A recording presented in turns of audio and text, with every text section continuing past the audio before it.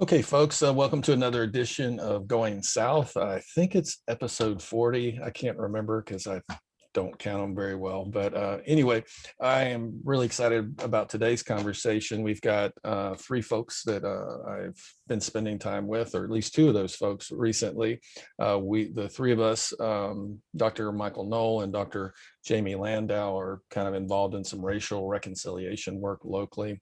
Which led to a conversation of Jamie's background and family heritage, which is Jewish, and her connections to the Holocaust. And we kind of discovered in the process that Dr. Noll also had a connection to the Holocaust, but a very different one. So today we have Jamie's dad, Julian Landau, who hails from New Orleans. He's got a chemical engineering background, specifically in kind of research and development for medical devices. Was in that for many, many years, again, doing kind of the development of that in Florida, New York, but home is in New Orleans and I guess Connecticut, maybe a little bit back and forth. And he's going to talk about kind of where that led and how it kind of connects to this story. Dr. Landau is a professor of rhetoric at Valdosta State University and the director of, and Jamie, help me out here, Center for Education, Learning, and Teaching. Is that? Excellence. Excellence in learning and teaching. And a colleague of hers, Michael Noll. Jamie and Michael have both been on podcasts for different stuff with me. But Dr. Noll is a professor of geography, cultural geography at Valdosta State University. He's also the founder and kind of coordinator of the Peace and Justice Initiative. Am I getting that right, Michael? Valdosta Coalition for Peace and Justice. I'm close. Cool beans. So I thank you all for making time today. I've been looking forward to our conversation. I guess the best place to start, and I just asked you all about this, is kind of, and I don't know who wants to start, but if you could just share a little bit about your connection to the Holocaust in terms of its connection to your family, might be where we dive off today. And Julian, do you want to go first? Want me to go? Yeah. Sure. My family is very somewhat bifurcated, actually, between my father's side of the family and my mother's side of the family. My father's side of the family immigrated into the United States in about the 1870s, and they were Jewish, but they were very, very liberal Jewish, as one might say, Reform Jewish in the vernacular. And my mother's family immigrated to the United States in about 1912, and they were very Orthodox. And so really, and it was my mother's side of the family that was impacted by the Holocaust. And I think as I reflect on the experience growing up, is that in reality, my father and his side of the family were not emotionally involved in the Holocaust and some of the aftermath of the Holocaust, whereas clearly my mother's side of the family was very involved emotionally in the whole Holocaust experience. Out of essentially seven siblings of my mother, six siblings plus my mother, 3 were able to immigrate to the United States either by marriage or whatever, and 4 ended up living in Europe, and those 4 and their families were basically all Holocaust victims. So a fairly large percentage of my mother's side of the family, over 50%, were Holocaust victims. So I mean, that's kind of a quick synopsis of my family, and as I've reflected on it, the fact that I have my father's side who were very Reform Jews, and my mother's side who were very Orthodox Jews. My mother's side of the family coming from Poland, and my father's side of the family really coming from the Alsace-Lorraine district of France, Germany, depending upon history. And they looked at this whole experience very differently, which obviously reflected on what they either taught me or just what I picked up while growing up. So if I'm hearing you right, so her family were directly impacted. Yes. Like those siblings, were they survivors?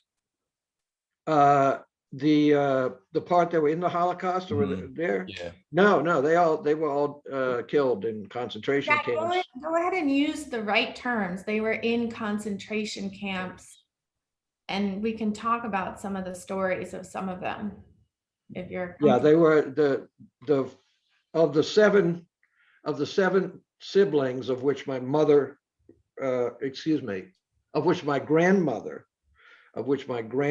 was one. Only 3 of those siblings ended up getting to the United States. The other 4 were essentially killed in concentration camps in Europe during the Holocaust. Was the family able to find out where and when, or have any general idea about that? No, the only thing that I know about, well, I think there were some stories, but I don't know how much legitimacy I put on them. But the only story that gets transformed is that there was one member of the family that was found after the Holocaust, who was actually living in England. Wow. And let's see, he was married, and they had 2 children. And this was when my grandmother and her sister set out to try to find relatives that had survived. And these were the only, essentially this was the only relative that they had found out that they survived. And of all of those 7, and this was actually a child of one of the siblings. I got you. Did this is, and please don't answer anything. I'm out of my depth here in some ways, but like in terms of your mother's different experience than your dad, I mean, did that flavor your experience growing up? I mean, and if so, kind of how? And I'm curious, Jamie, too, how that translates to your generation. Yeah, I think it certainly did. And again, reflecting on what my childhood was like, and even talking to I have 2 older sisters, and we have talked about this a number of times of what they remember being told, what they remember hearing, was that my mother and her mother, my grandmother on her side, and the other 2 sisters, essentially, Mildred and Sadie. Sadie, tried to, they did not want to talk about it very much. And it was only on prying, and actually when we got a little bit older, that we could really ever engage them in any conversation about the Holocaust. So, and what we learned mostly was by that prying. They were not really forthcoming on much of anything. And then, reflecting on my own observations of things that occurred during the times. And So can we give an example, Dad? I'm sorry? Can we give an example? I'm going to give an example.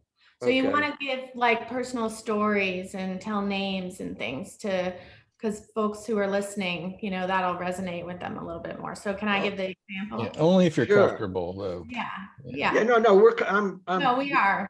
Okay. Yeah, we are.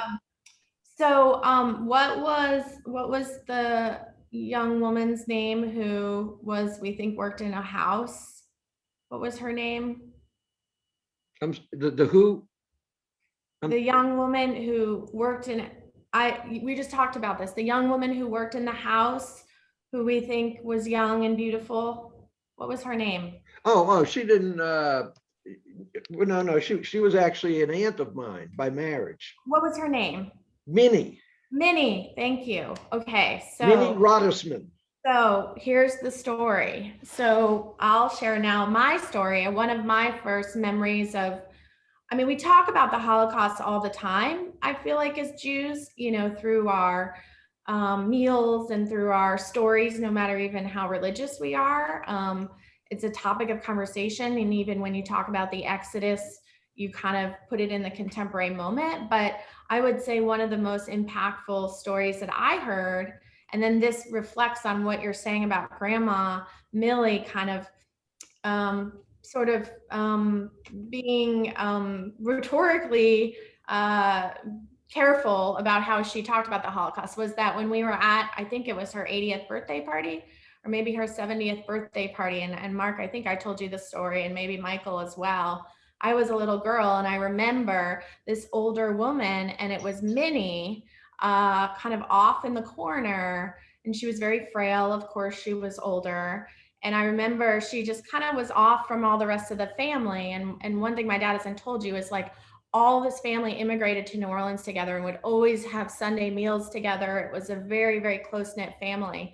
So it's rare that, like, there's someone that, you know, I don't know or who I haven't met before. And I remember seeing her off in the corner. And I think I asked you, Dad, you know, who is she? And you said she was a survivor of the Holocaust. Now, she was through marriage, Mark. So we go back to the folks in our family who didn't survive, but this was kind of a relative through marriage to one of ours in the Rodersman family. And you said she was a survivor of the Holocaust. And then you said to me, which was told to you by your mom, she was a very pretty young girl in the Holocaust. And then we heard later that she maybe worked in the like the home of the Nazis or something. What was it? She wasn't in kind of the hard labor area. Well, she was, you know, she was in the concentration camp, and as far as we know, it was Auschwitz. And you know, and she still had, you know, she still had the tattoos on her wrists. Well, you know, yeah, but what was it? Wasn't it that there was a different position she had? She like a domestic or something? Yeah. Yeah, I think. Now I understand what you were talking about, domestic. Yes, when she was at the concentration camp, yeah, they had her, you know, either do some kind of domestic chores or, you know, who others, and, you know, and the insinuation. I mean, clearly the insinuation from my mother's comments was because she was so pretty, that's what actually allowed her to survive the concentration camp.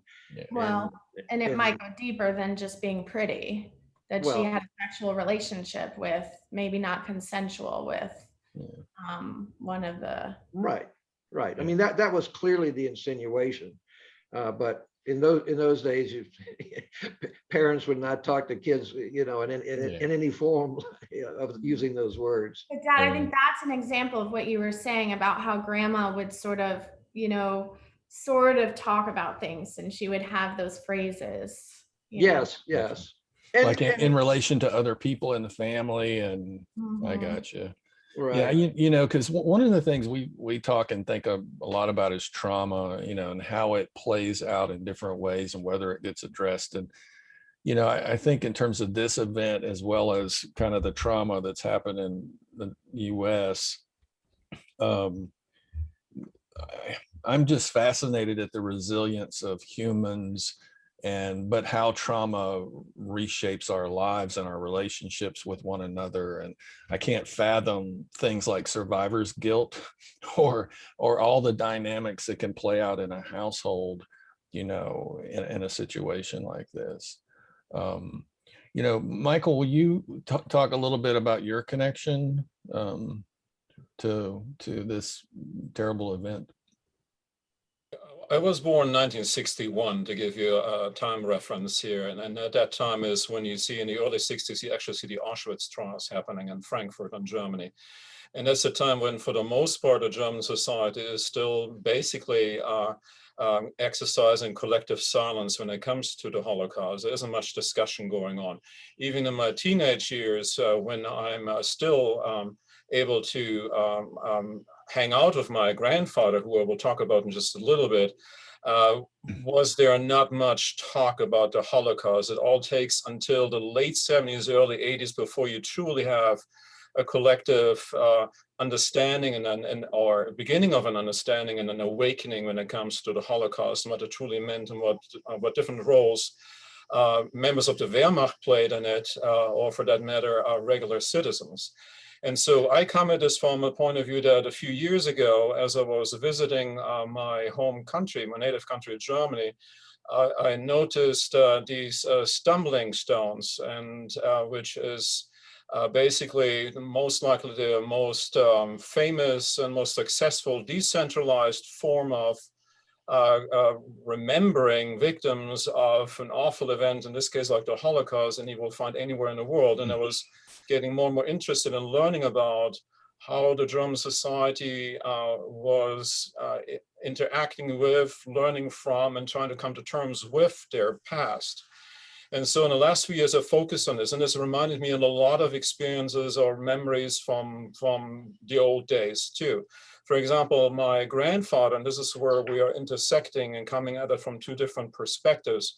My grandfather on my mother's side, who I still remember as a 14-year-old, was also a person who did not like to talk about his history. He had been a locomotive engineer already during World War I. He was born in 1897. He was already a locomotive engineer during World War I, and he was again in this role during World War II. What I did not learn or did not know until after he passed away, that at some point he had to transport, or he was asked to transport people to concentration camps. I was never able to talk with him about it, but I would love to have the opportunity to do this today, knowing what I know now, to also make it possible for him to open up, to well, share his experience, to share his pain too, because I believe that both victims as well as victimizers ultimately, or the descendants thereof, ultimately carry that pain and that memory with them, and have to come to terms with the role they played or the histories of their families in a sense. And so that's why I'm looking at, from a point of view of a culture geographer, at the remembrance culture. What did the German society do? And how does that translate possibly into what we could do in the South? And coming from both perspectives, both the victims and the descendants, as well as the victimizers. One of the things I'm kind of hearing a little of in both, it's just reminded me of my own childhood. I have no connection to this that I'm aware of, but my uncles who served in World War II or Vietnam, they didn't talk about war. They didn't put it on a license tag. They didn't wear these were and my cousin was wounded, purple, you know, the whole thing. My uncle drank himself to death, and it was interesting because he was just painted as an alcoholic. And we didn't have the language of PTSD. They talked about shell shock and other stuff back then. But again, I just think about in my own life how trauma affected our family, like in so many different ways. Just people who were in war, in battle, right? Not to mention civilians who were victimized by this kind of literally global conflict almost. And then this kind of gets into, you know, one of the things we're criticized in the South, it happened to me this morning or a couple of days ago, is the idea of remembering and even learning the details of what's happened historically, whether it's in the creation of our country and how we got to this moment, or an event like the Holocaust. It's interesting how that gets painted as problematic, right? Mm-hmm. As digging up the past, that you're actually the problem if you want to understand what happened and you want to try to do what, and you really can't, right? Some form of restitution. So this is kind of right at kind of Michael's question earlier. There's probably not a simple question about it, but is trying to remember, is trying to understand, is that potentially re-traumatizing for folks? Having worked in the mental health field, I'm someone that is pretty convinced that we have to go through stuff to get on the other side. I don't know if everybody feels that way or not, but I'm just wondering what you all think about it, because it's come up very recently in terms of trying to talk about racial inequality. So as you revisit, and I can't imagine it's a one-time thing, it's probably a lifelong process, but How do you feel about this kind of argument that if we face the past, it's re-traumatizing or it has that potential? Dad, what would you, I'd love to hear what you think, and then I can jump in. It's it's clearly an interesting question, and I guess maybe the only way I can answer it is just to either by myself, you know, or my own experiences. I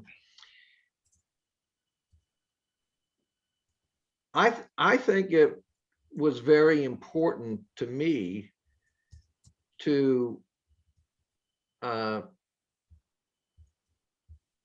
guess, even understand and appreciate the history, and know that all of this really happened, and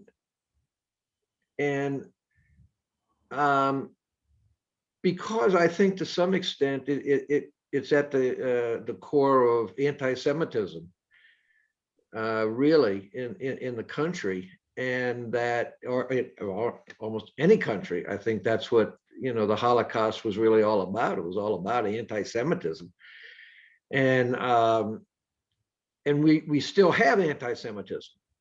We still have a lot of it in different parts of the world, in the South and in this country, in different places, and certainly other parts of the world. It's in the newspapers almost every day these days. And so I think you have to understand anti-Semitism, and to understand and really to, you know, you got to face that up in front, if you have a Jewish background.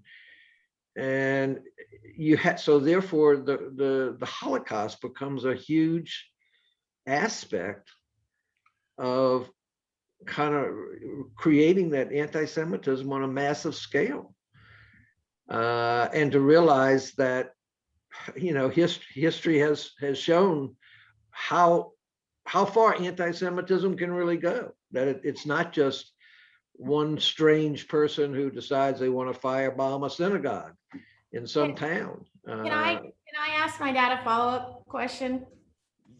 Yes, I've got a couple of things, but go ahead. Yeah. Dad, though, there's a difference between history and trauma, or maybe you don't think No, so. no. I understand. And okay. So You want I me? would be interested in emotionally. What's your emotional response? Like, did you ever feel traumatized by the Holocaust? Probably the only emotional event was when you and I visited Auschwitz. Well, I hate to ask what that was like, but, and again, if you don't want to talk about it, please don't. Oh no, no problem. It was. I think it was a lot of, you read about history in books, but until you are there, and It's real, right? until you step foot in the same place others did, you know, it's not the same. I can remember reading in books about the Renaissance and had no appreciation about the Renaissance, you know, until I visited Florence. And I said, oh my God, this is what they've been talking about in all of those books. So to some extent, it was the same emotional response in Auschwitz, as to say, wow, okay, this is what people have been talking about. This is really where it happened.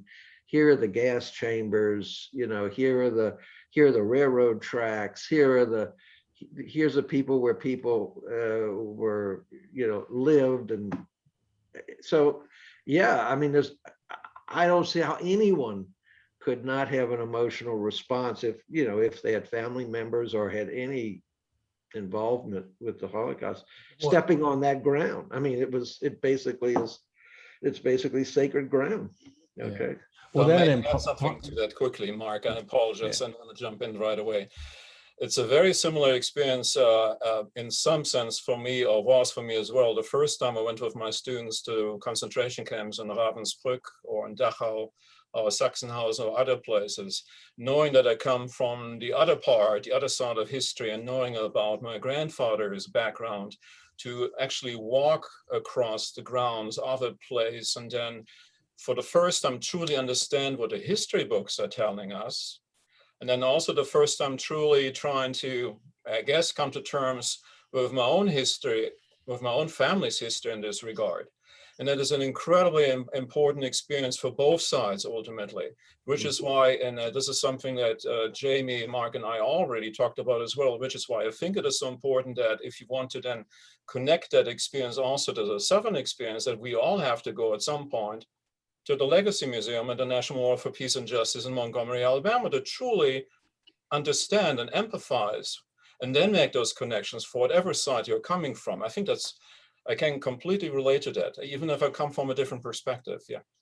And I agree with you. And I've been to the Legacy Museum, and it definitely has that same type of emotional response. Yeah. Yes. I think those two places probably get us out of our heads. You know, I think it seems to me what I keep encountering talking to white people about racism in the South is really that people don't want to feel something.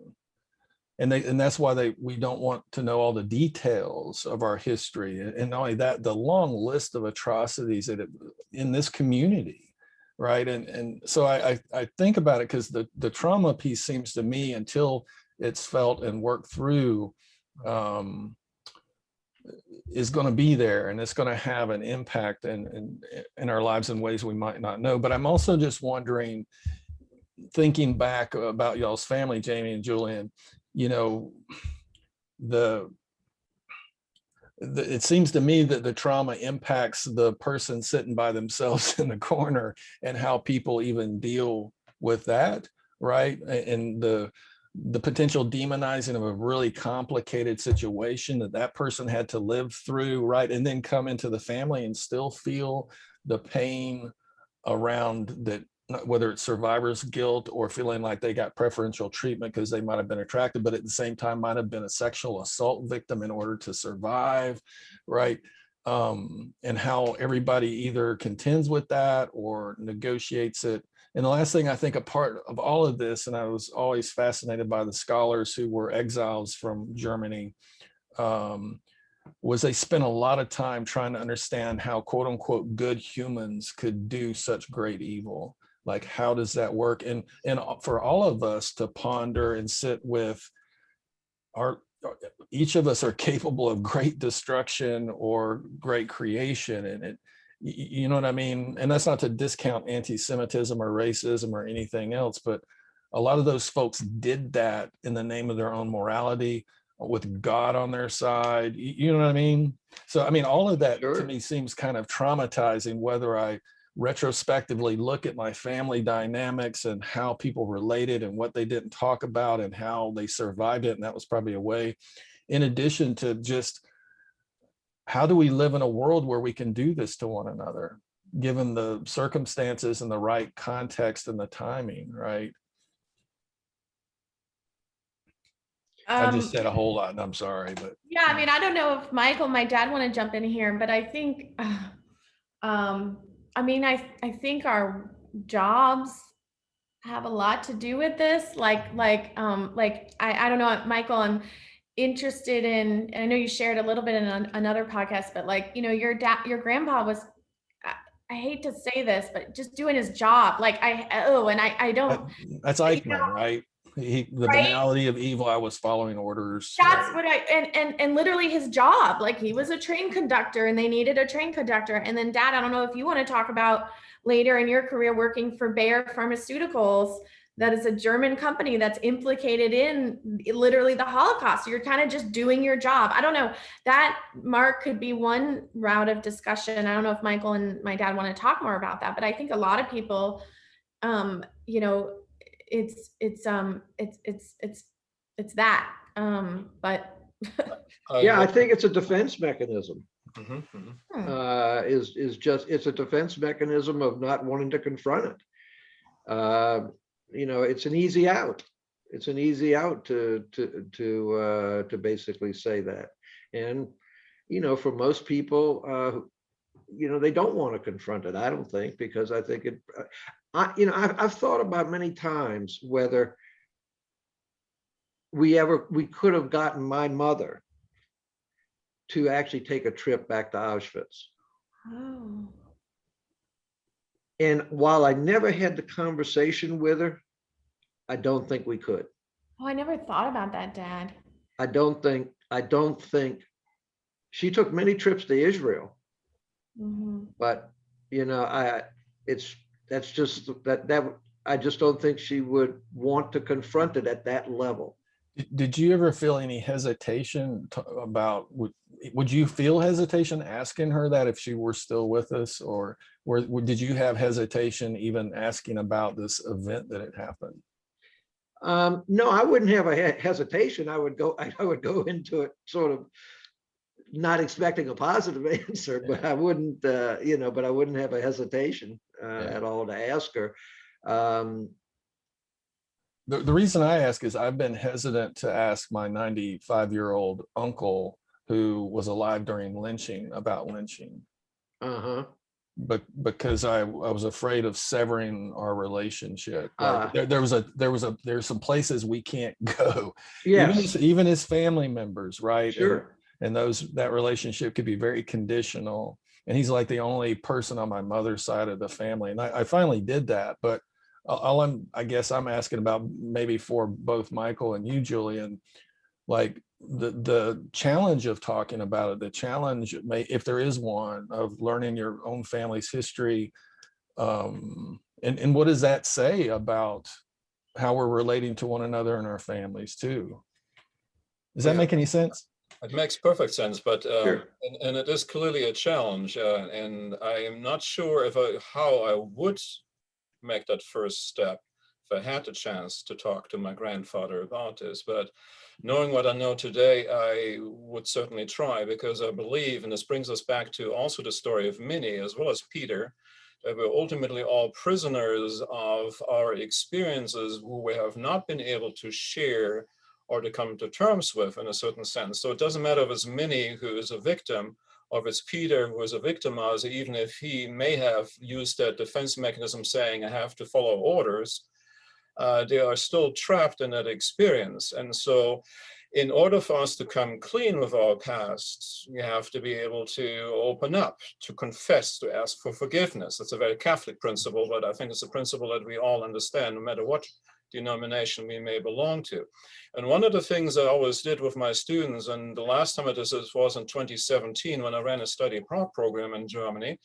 I was sitting in the middle of the Holocaust Memorial, which is not far from the Brandenburg Gate in Berlin, and then shared with my students the story of my grandfather, and that I never had the chance to really talk about him, but also explaining that he was a father of 5 children, and he was asked to carry out orders, and he had probably 2 choices: to either say, yes, I will, or no, I will not. Somebody will shoot him and somebody else will do the job for him. I have no idea if he had even reflected on that, or if he directly said yes without hesitation. I do not know, but we all trapped in these experiences, and that's I think where I would like to get us to also in the South, and this is why we're having these conversations with Jamie, with Julian, and with you, and with others. How do we approach this in a sensitive fashion, but in a fashion that allows people to open up? Your uncle, who is 95 years old, may be waiting for that opportunity. Oh, he wasn't. Okay, maybe not. Yeah, well, but Michael, I guess that there's a different question in this for me. Did you feel hesitancy to explore this with your own family, whether it was your mother, the surviving members? Is this something you felt comfortable trying to understand and getting the details of? Were you able to get the details, or did you feel something in yourself, a hesitancy, because you knew it was taboo? There is clearly a hesitancy, because once you have the conversation, you literally admit to yourself that you are part of a family with that history. But there have also been conversations with my mother, not with my father. He passed away too early for me to have these conversations, perhaps, because I only started this journey, a very personal journey, maybe within the last 10 or 15 years, honestly. My father passed away in 2001. My father would have been an interesting conversation partner to have, because we had a restaurant, and I remember vividly as a teenager that at some point I discovered there were some older gentlemen, if I can use that term even, I don't know, who were celebrating somebody's birthday on April the 20th every year. And it took me a long time to figure out what they were doing. And if you all probably know, Adolf Hitler's birthday was on April the 20th. And then when I finally realized this, and I still don't know why and how I get that courage, I confronted them, taking a German textbook and reading for them a passage about the description of what it looks like when you open up one of these shower rooms, quote unquote shower rooms, as we have that pile of human beings as they're trying to climb up, because cyanide B fills up from the bottom to the top ultimately. I was shaking. I have no idea how I was even able to do this. I had one moment of courage in my life, and at that point, and I confronted them. That was the end of the story for me. And at that point, things started to change also in the relationship with my father, but we never had that discussion really the way we should have. No. So there's a hesitancy in both sides, I think. When I just pointed, I mean, I'm bringing it up because that's just one small impact in family to me, that there's just these things that we're just not going to talk about. They're in the room at times, right? We feel them at different levels. But even as a kid, I just knew there was just some stuff that was off limits, right? That was incredibly impactful in our family, at least. And I'm also sorry to say that, based on my experience, and I think I shared this with you on the podcast, when I was a young kid of 9 or 10 years of age, I was at some point sharing a joke which was deeply offensive and deeply anti-Semitic without me truly understanding what that joke was about. Yeah. Right. I think, Go ahead. No, go ahead, please. well, I think people, and this connects to the work we're trying to do here in Valdosta. I mean, I think people have to have done a lot of internal work to be ready for these conversations. And, you know, like even the story I shared about Minnie, you know, when I was a little girl, like, I didn't really understand. I was like, you know, I was I'm a feminist. I've talked about that in your other podcast. So I was kind of aware of gender dynamics and power dynamics and discrimination and assault, but I didn't know it. And so I think, you know, you have to be the right age. You have to be at the right time with your internal work. Like, you know, Dad, that's a really amazing thing for me to think of. I never even thought to talk to Grandma about that. Like, you know, I wonder if she couldn't handle the emotional trauma of going to Auschwitz, you know, and that could be even something as a woman, you know, given the story I shared, you know, there were some additional implications for being a woman in the Holocaust that she couldn't handle yet, as just a woman, even survivor or a third generation, you know, descendant. And so, you know, it even like Michael, you shared that when you're in this restaurant and sharing, you start shaking. I mean, in those moments of really confronting trauma, it is in the body. It is, you know, people cry, people break down, and if someone's not ready to do that in front of someone else, you know, they can kind of put up the, you know, the facade and the way. Yeah, well, I guess it just seems to me this society, our culture is one where we're not supposed to be uncomfortable, right? And those of us who are men are not supposed to feel stuff and be afraid. And I think it just seems to get really, really complicated really quick, but it, you know, it doesn't go away. And I guess, you know, because wrapped up in all of this is and it's an used word these days, I think, is the question of what does healing look like? You know, what does reconciliation look like? Or is it just some kind of symbolic thing we do so we can move on and get back to some sense of normalcy? Yeah. Well, I think reconciliation in my mind means that you've come to, you know, you've confronted it and you change your life. Yeah. You change the way you do things from what you would have done before.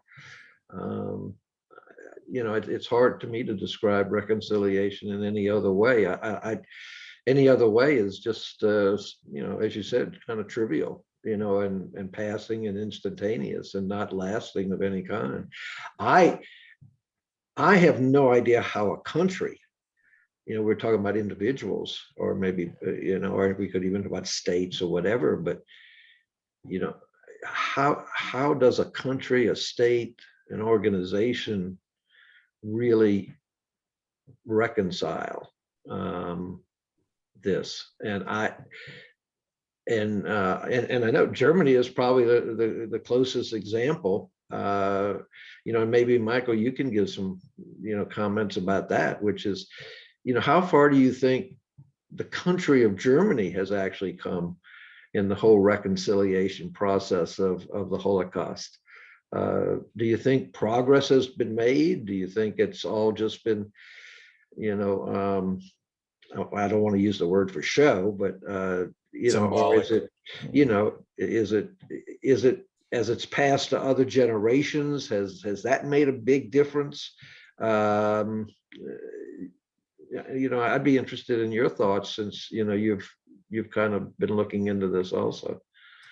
That's a great question, and something I've been pondering for quite some time. And basically, in the first 2, maybe 3 decades, there isn't much happening in Germany in regard to true reconciliation, meaningful come to terms with your past, because it was basically, on one hand, seen perhaps as victor's justice. So you have the Nuremberg trials, but they're basically forced upon the German people by the Allied forces. So it's a completely different experience. And for all practical purposes, the denazification process, which had sort of kicked in immediately at the end of World War II, is fairly quickly also interrupted because of geopolitical developments, because the Cold War kicks in no time.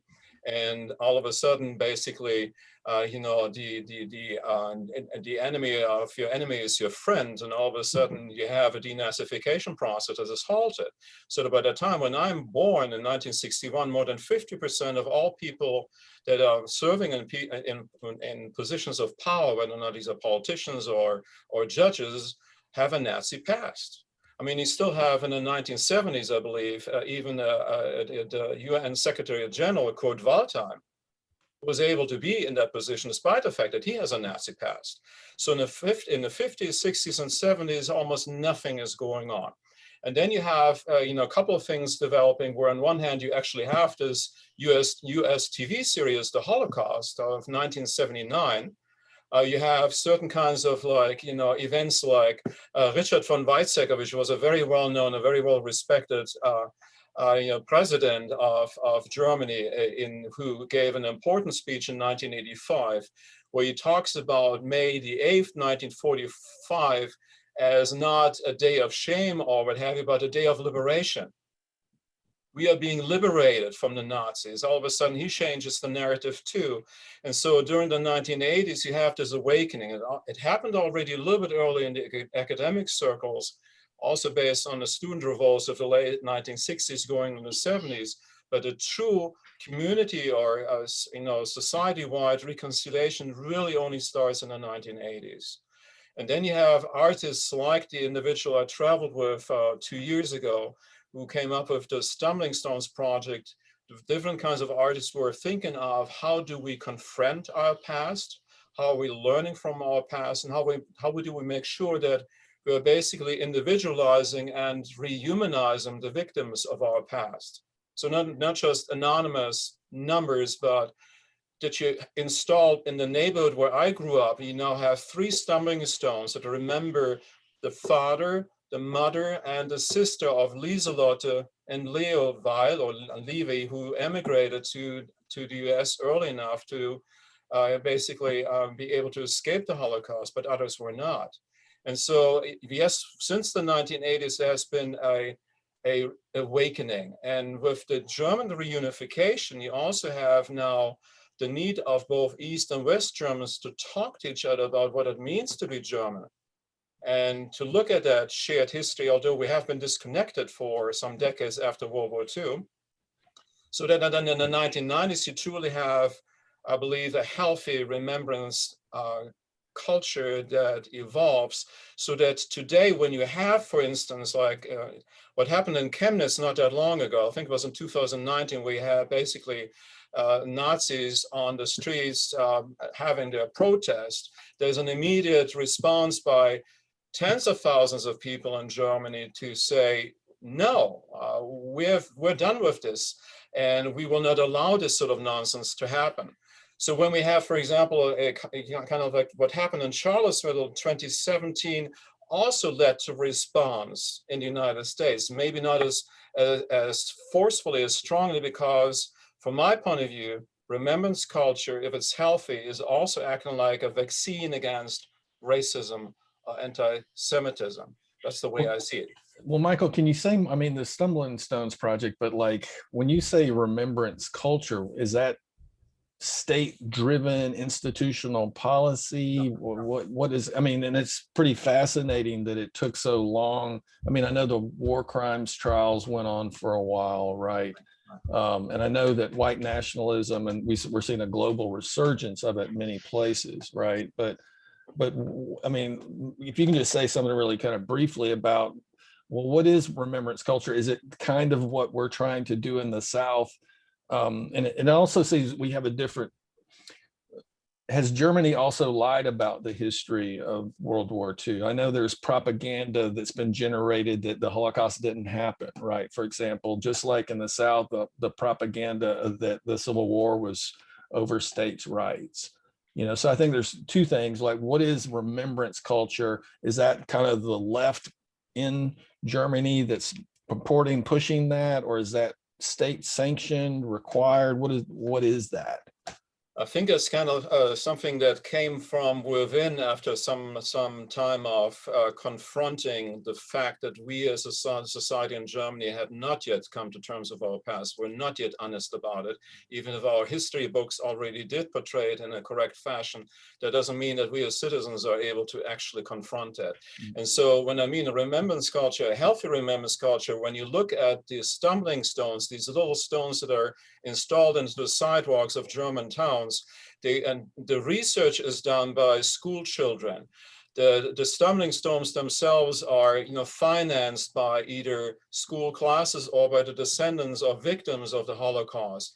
The whole community almost is involved in this, takes pride in it, is continuing to be involved in it, as there's also basically people who take care of keeping them clean in a certain sense too.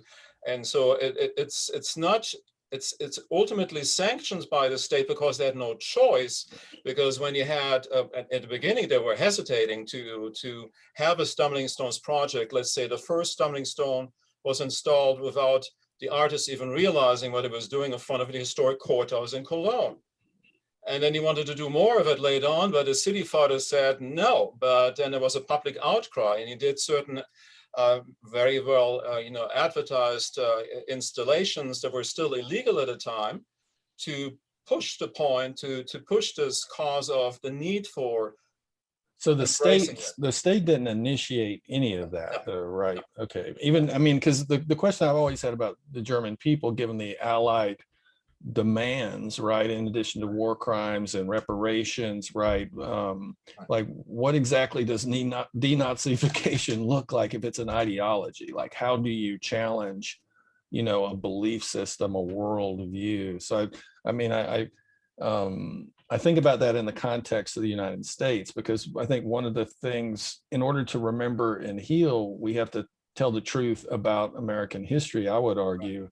And what we're seeing now is more and more resistance to that. So things get called CRT, for example, that aren't CRT, because anything that makes white people in the United States uncomfortable historically seems to be problematic. So that's why I asked whether it was kind of a state imposed process or not. No, this grew out of basically the work of individuals, mainly artists, and eventually supported by a broader and broader public, because the public realized that this is what we need to do.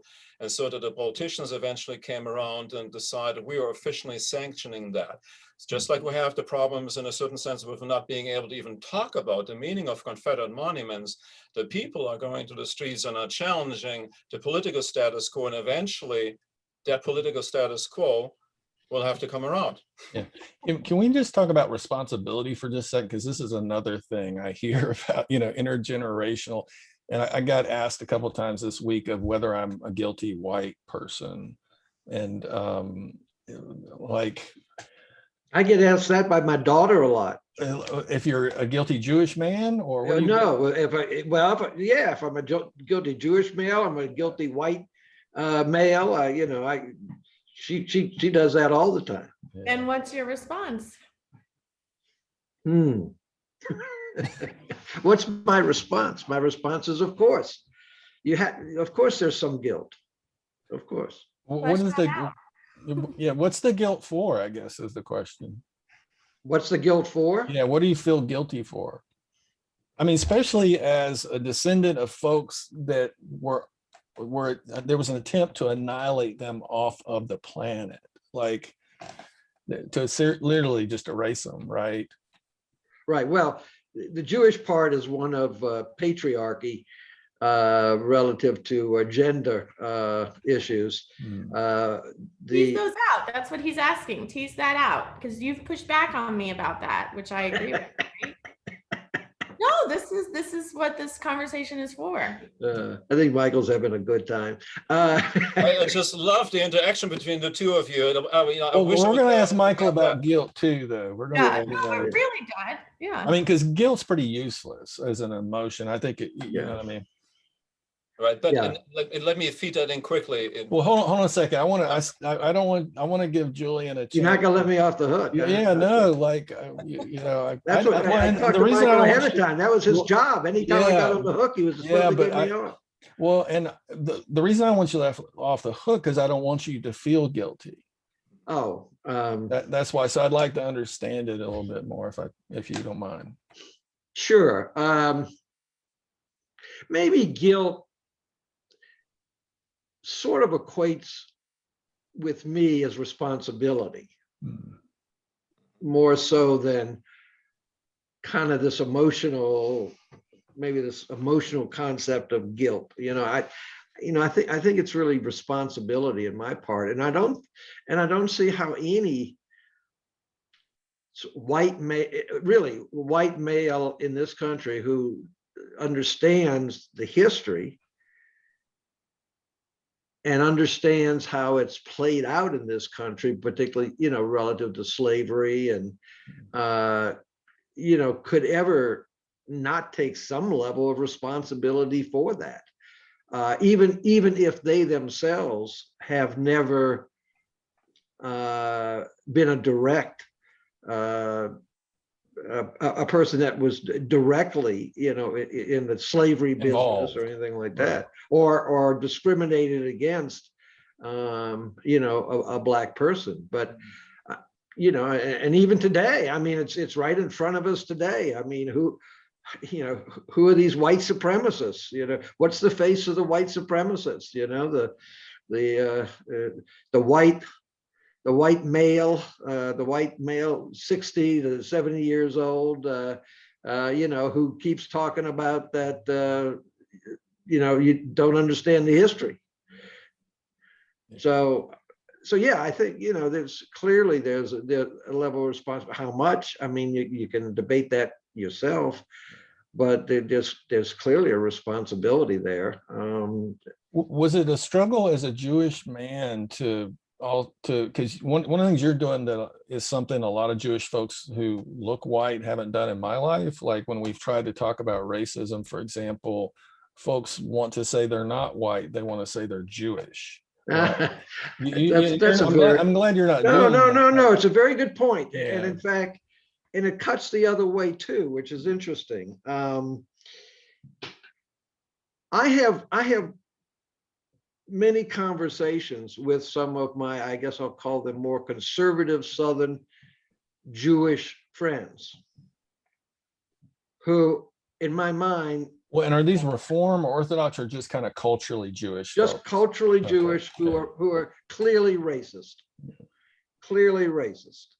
and I asked them the basic question. I said, how as a Jewish person who has been who has had their lives influenced by anti-Semitism, by racism during your life, how can you be racist? And there really is no answer almost all of the time. Did you ever And, did you ever struggle with the question of being a white man and Jewish?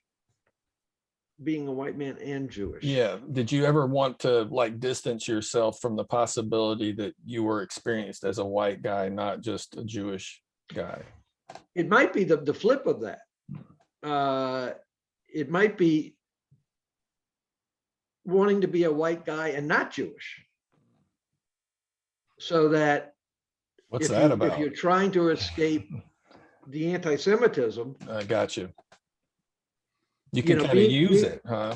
being identified as a Like white coach- guy, Yeah. you know, I don't have to deal with that. I don't have to deal with that because I'm a white guy. Yeah. And I'd say even in my own life, I mean, there were clearly times where, you felt that it was a safety shield to be a white guy in our society, in a Southern society, even if someone was being anti-Semitic against you because you were Jewish. Yeah. So I think it can play both ways. It can really play both ways. Can we go a little bit deeper on this? And again, please Sure, say no, yeah. that's Have there ever been times where people were, talking to you and being anti-Semitic, not knowing you were Jewish, and did you challenge them, or were you silent, or is it a mixture of both? Has that ever happened? The answer is yes, obviously. We in the South, many times I was in the presence of others, and of course there would be a racist Jewish joke, a racist anti-Semitic joke that someone would say, "Let me tell you this great joke." Okay, and I think if I didn't know the person really, it was just sort of casual conversation or whatever. No, I wouldn't jump all over him. I would just think in my mind, I said, okay, here's another bigot running around.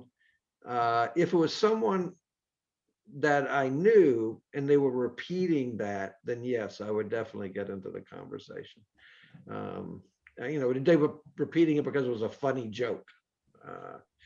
And I think if they didn't understand the real understanding or ramifications of it, they should. And It's a strange thing, and I don't want to go down this road too far. Like growing up in Valdosta, I was from third grade through college. It wasn't until college that I realized there was a synagogue here.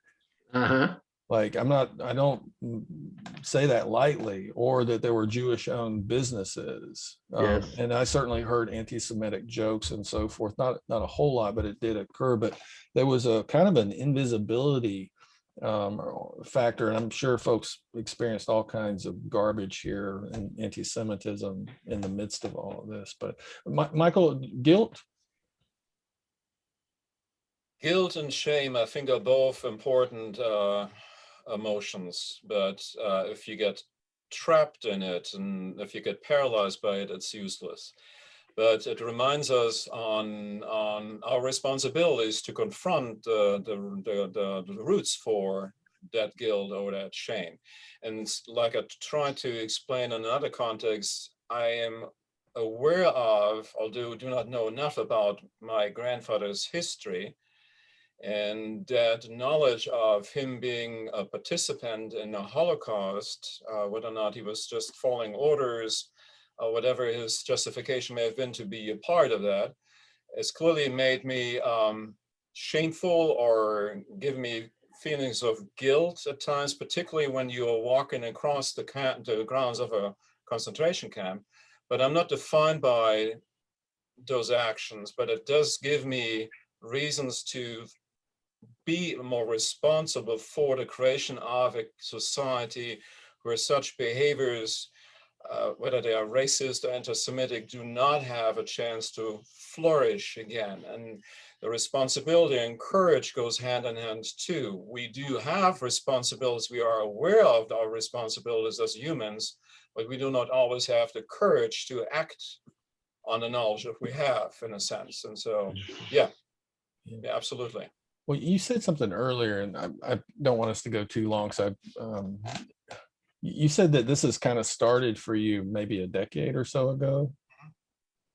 Like even as as a PhD, right? Academic, highly trained. Like, what was there some kind of event that got you asking these kinds of questions? I mean, because you're 60.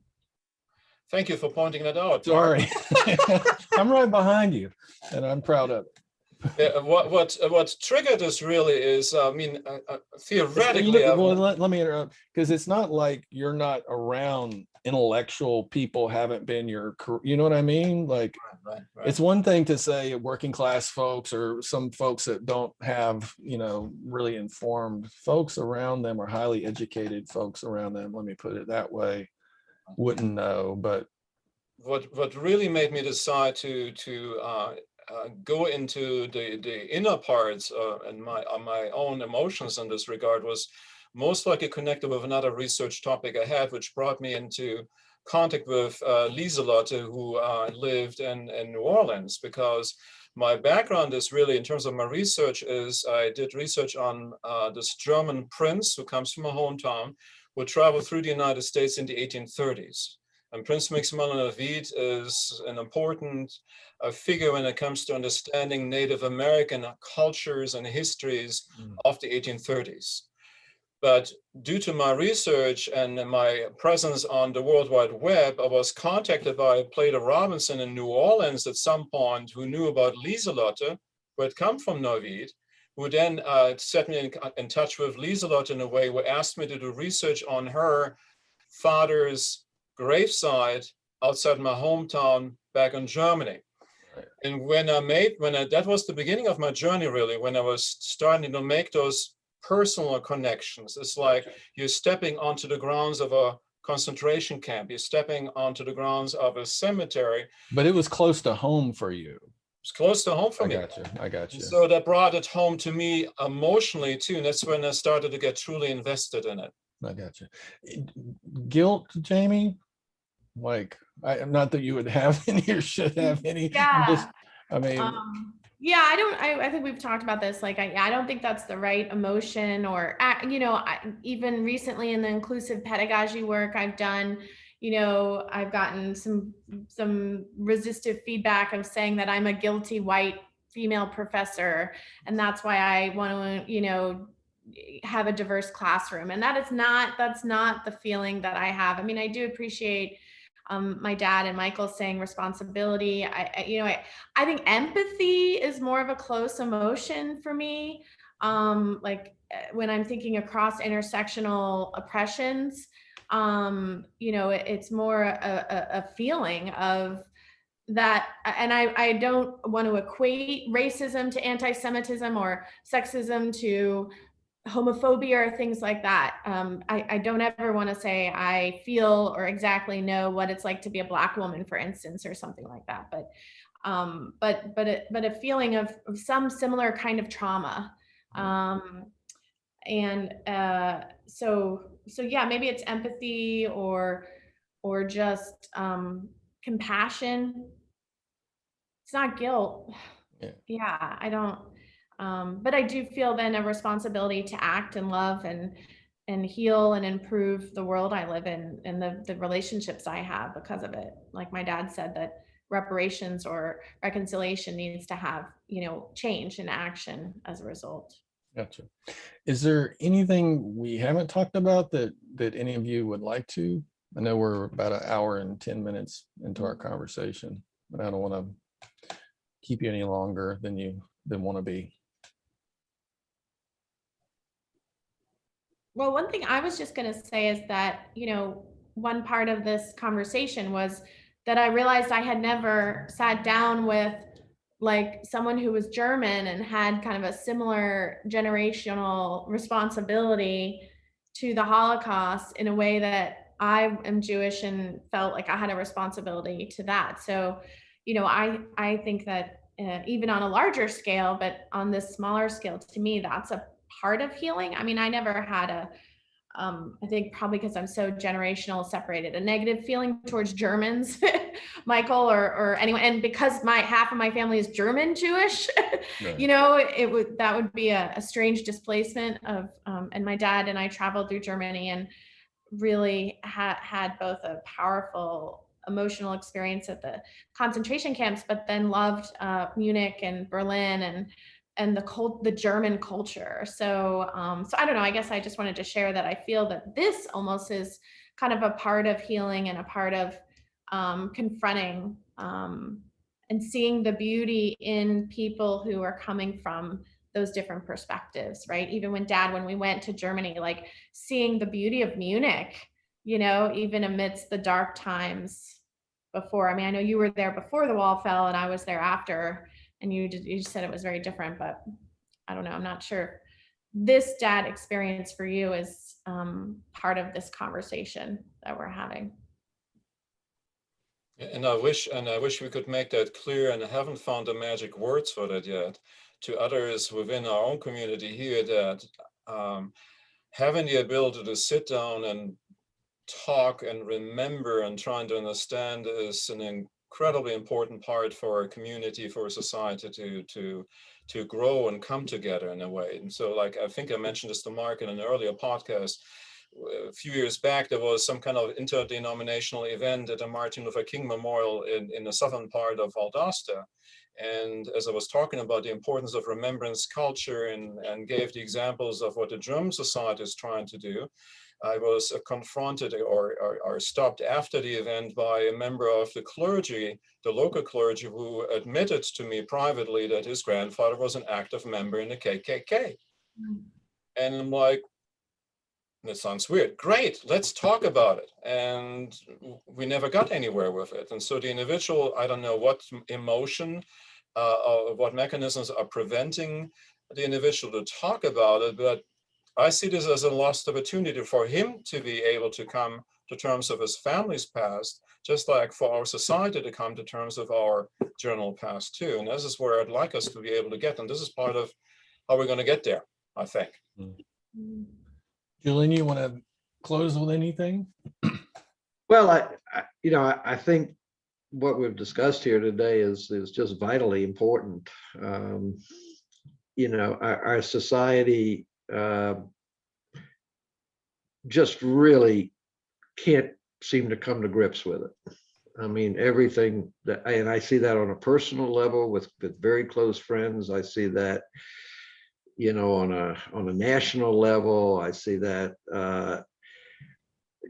I think we talk a lot about climate change being, a definitive future event that, if not confronted, will essentially, wipe out the human race. Well, in many ways, I feel the same way about prejudice and about confronting the issues. I feel I really feel just as strong about those, and I am an avid climate concerned person for the future. But likewise, I think the issues we're discussing today are equally as important, because they come at the absolute root of what people think about, what they do on a day-to-day basis, how they approach, their families, their neighbors, their children. I mean, it's just so fundamental. And we in this country, just like we in this country, have not been willing to face up to it. Yeah. We have not been willing to. So I think it's fabulous that even on your local level of Valdosta, that that you're trying to do something about it. You're trying to get people involved with it. I think it's great. I mean, I really do think it's great, and I wish you great success. It's a tough one. It's really a tough one. I think we have so much to learn from the German history. I feel like we're in the Weimar Republic currently, and it's 1920, given the polarization the already the dehumanizing that's going on, our inability to talk, the reactionary politics of the last few years and then some. So I think we have a lot to learn, and it's we'll see what happens. Real quick, I thought about one other real big emotional response when Jamie and I traveled throughout Europe, is when we got to the grounds of the Reichstag.